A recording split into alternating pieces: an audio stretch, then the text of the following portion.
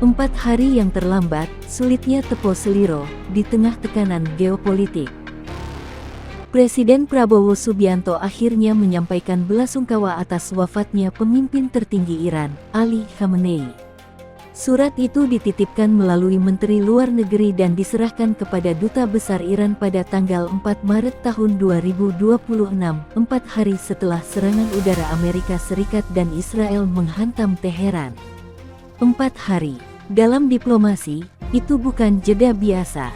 Itu adalah ruang tafsir. Lebih janggal lagi, pengakuan datang dari mantan Menteri Luar Negeri Alwi Shihab bahwa keputusan mengirim surat belasungkawa muncul setelah ada usulan dari para mantan presiden dan tokoh senior yang diundang ke istana. Artinya, sikap kemanusiaan yang paling elementer pun harus menunggu masukan dari floor. Apakah empati kini harus melalui rapat pleno? Secara de facto dan de jure, Khamenei adalah kepala negara Iran sejak 1989. Indonesia dan Iran memiliki hubungan diplomatik resmi. Dalam praktik hubungan internasional, penyampaian duka cita atas wafatnya kepala negara sahabat adalah protokol standar, bahkan di tengah ketegangan geopolitik. Bandingkan dengan langkah Perdana Menteri Malaysia, Anwar Ibrahim.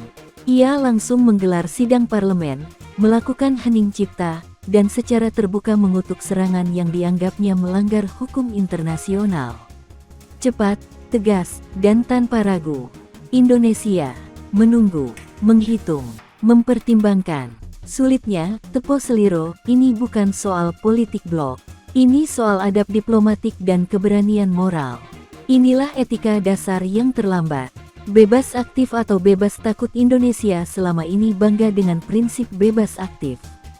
Bebas menentukan sikap, aktif memperjuangkan perdamaian. Namun fakta bahwa ucapan duka cita pun tertunda menimbulkan pertanyaan, bebas dari siapa? Aktif untuk siapa? Jika benar Indonesia hendak menjadi juru damai dalam konflik Iran melawan Amerika Serikat dan Israel, maka konsistensi etika adalah fondasi pertama.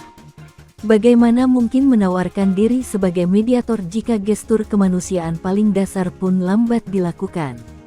Diplomasi bukan sekadar panggung. Ia dibangun dari kepercayaan.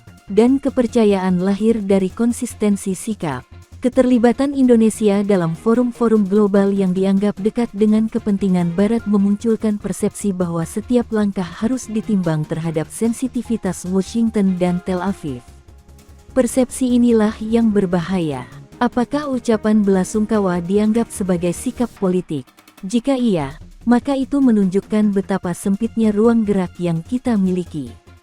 Jika tidak, mengapa harus menunggu 4 hari dan masukan elit? Inilah bayang-bayang Bob dan tekanan blok. Negara merdeka seharusnya mampu membedakan antara empati kemanusiaan dan keberpihakan militer.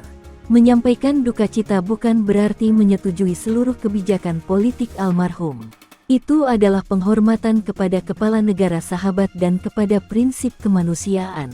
Ironisnya, sebelum surat belasungkawa dikirim, pemerintah sudah melempar wacana menjadi mediator dan bahkan siap berangkat ke Teheran.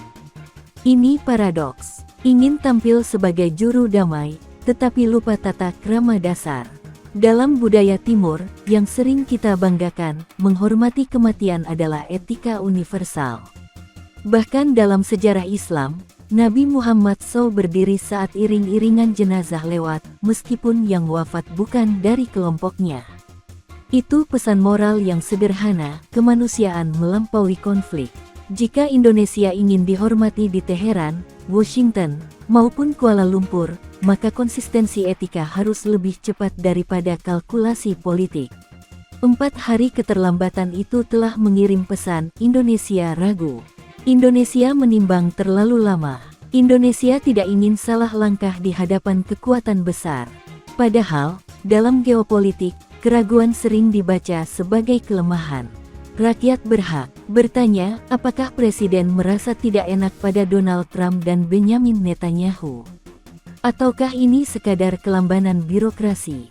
Apapun alasannya, dampaknya sama, citra Indonesia sebagai negara berdaulat dan berprinsip menjadi dipertanyakan. Kemanusiaan tidak perlu izin. Indonesia tidak sedang berperang dengan Iran. Indonesia juga tidak bermusuhan dengan Amerika Serikat. Prinsip bebas aktif justru mengharuskan kita mampu berdiri di tengah tanpa kehilangan nurani. Menyampaikan duka cita tidak membutuhkan restu blok manapun. Ia membutuhkan keberanian moral. Jika untuk mengucapkan belasungkawa saja harus menunggu rapat elit, bagaimana mungkin publik percaya bahwa keputusan-keputusan besar lainnya akan diambil dengan cepat dan tegas? 4 hari mungkin tampak singkat dalam kalender. Namun dalam diplomasi dan simbol politik, 4 hari bisa menjadi cermin kegamangan sebuah kepemimpinan. Dan sejarah selalu mencatat bukan hanya apa yang dilakukan seorang presiden, tetapi juga apa yang ia tunda.